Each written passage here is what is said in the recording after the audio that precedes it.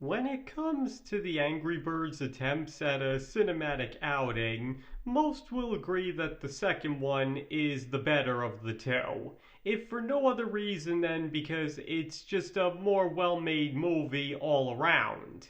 But that being said, opinions on the first one are a lot more divided. Because while some think it doesn't have a great plot and many unfunny jokes, others believe that it's better than most would give it credit for. Though, for what it's worth, many still feel it was one of the better movies based off a video game of its day, but considering when it was released in 2016, that was not a very high bar to clear, as it's widely well known that video game movies were usually downright horrible more often than not. So even a mediocre one would look like a masterpiece by comparison. But either way, the point is that there are two pretty different schools of thought on just how good the original Angry Birds movie actually is. And today, while staying pretty fair and neutral, I would like to go over this topic in more detail. Is the Angry Birds movie better, or maybe even worse, than its reputation would imply? And there are going to be spoilers for this movie ahead, so in case you'd like to watch it first and don't want to know what happens, you shouldn't proceed with this video. This will be the only spoiler warning I'll be giving out.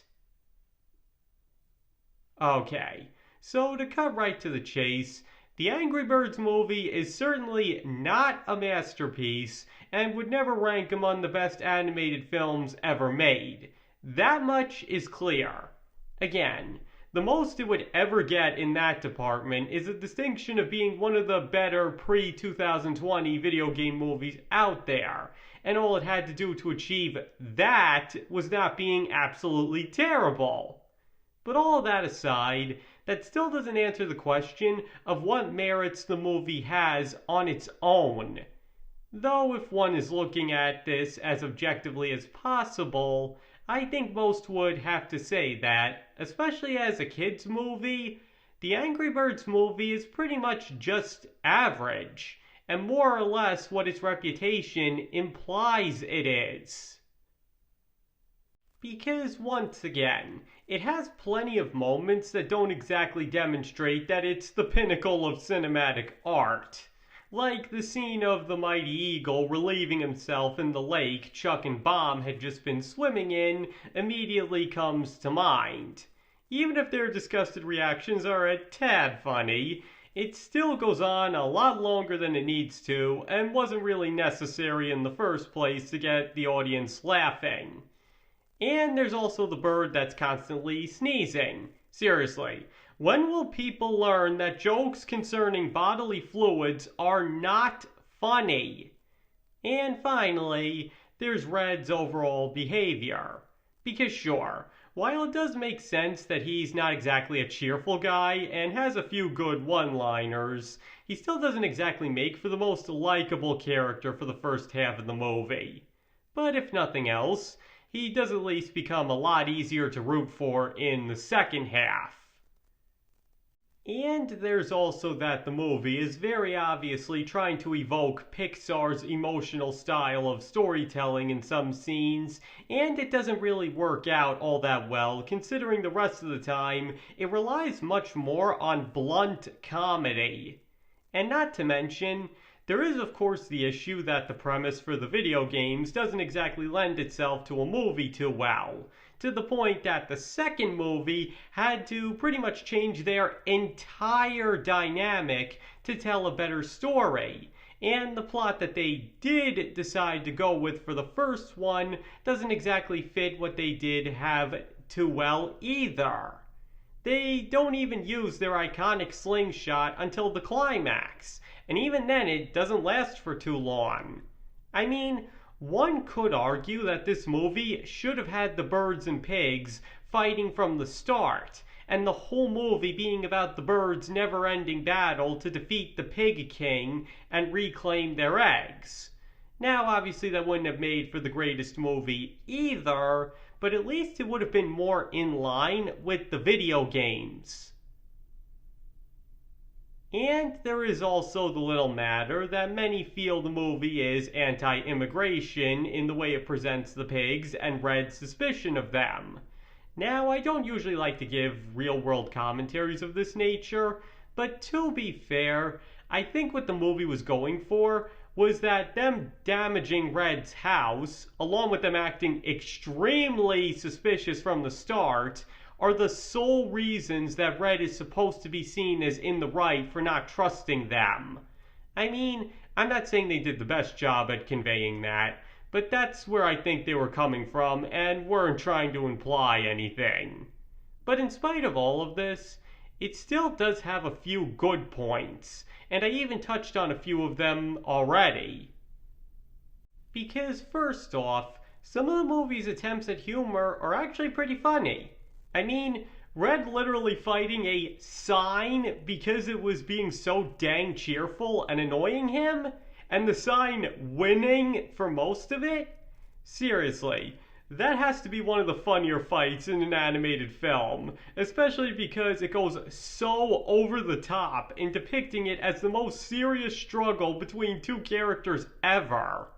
And then Red trying to throw Terrence under the bus once he's been found out, only for Terrence to pulverize him, and Red freely admitting that he deserves it. If that isn't one of the best examples of a literal punchline out there, I don't know what is. And of course, there's also this. No. Even if one sees it coming, that's still a pretty funny way to let the air out of the bag. And there are just plenty of other genuinely funny moments and lines throughout the film, especially this guy. Even Chuck calling out Red for destroying his sign and Red missing the point is actually a pretty good moment of irony. And as I touched on before, the characters aren't actually all that bad either. Once again, Red isn't exactly the most likable guy at first, but once he steps up to stop the pigs, he actually makes for a pretty good leader. And as I just noted, Chuck is pretty good comic relief. And even things like Bomb having a problem controlling his exploding and finally being able to do it on purpose, or the Mighty Eagle finally living up to the legend and coming to save the heroes when it looks like all is lost, it's not badly executed stuff. I mean, it's not the best attempt at character progression ever, and is a little on the nose, but again, it still lands well enough to feel earned. And on that topic, there's also Leonard, who honestly makes for a great villain. A manipulative jerk who sets his sights on tricking a whole populace just to get a free meal, and absolutely relishing in every moment of it, he honestly makes for the perfect foil to Red. Because while Red acts unpleasant, he's ultimately a good person and does mean well, even proving himself to be a great leader. While Leonard acts charismatic and friendly, but is actually a jerk who only cares about himself and actively revels in causing misery to others. Now sure, maybe in the hands of better writers he could have made for an even better villain, but he's still the kind of bad guy that would be very welcomed in a modern Disney movie. And finally, there's also the fact that some of the movie's more emotional moments do actually land pretty effectively. And the absolute best example I can give for that is when the judge apologizes to Red for not heeding his warnings. Because up until that point, he had only acted like a complete jerk to him. And even with Red's own behavior, it comes across as undeserved and mean-spirited. And this on top of the fact that he only laughed in the face of Red's very reasonable suspicions. So it honestly wouldn't be too surprising if he did throw Red under the bus for the pig's rampage, especially because it wouldn't be out of place in a movie of this nature. But instead, he sincerely apologizes to him for not listening and even takes personal responsibility for not believing him. And from there, everybody looks to Red to save their children, acknowledging that he had been the only one who truly understood what was going on. And again, it's actually a pretty emotionally fulfilling moment because it feels completely earned.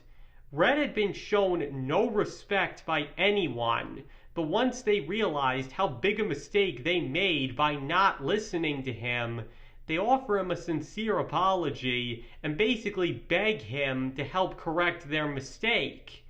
And again, the fact that this scene starts out by the judge being the first one to say he's sorry only makes it more effective, considering he seemed to actively relish in antagonizing him before that. So the point here is, the Angry Birds movie most definitely has its strong and weak points. It doesn't do the best job of telling its story, and some of its attempts at humor fall pretty flat, but it also has some pretty good moments of comedy, decently likable characters who fill their intended roles in the story, and even manages to work in an emotional moment or two. Again, most of the movie's attempts at drama aren't the best, but there are a few moments that stick out as being surprisingly effective. So in the end, while it obviously can't compare to its sequel in terms of quality, it's still not exactly a bad movie either. Like I said at the start, I think calling it just your average kids movie would be a very fair assessment of it. Alright, I think that was everything I had to say on that. So now I'd like to hear what you guys think. Do you believe that the Angry Birds movie is nothing all that remarkable and isn't much better or worse than its collective reputation?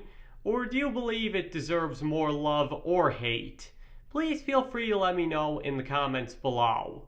Because like always, you don't have to agree with this video. If you have extremely strong feelings on the Angry Birds movie one way or the other, that's completely okay. And I've got no issue with you if you do. And thank you all for watching. I very much appreciate it. And I hope to see you all next time.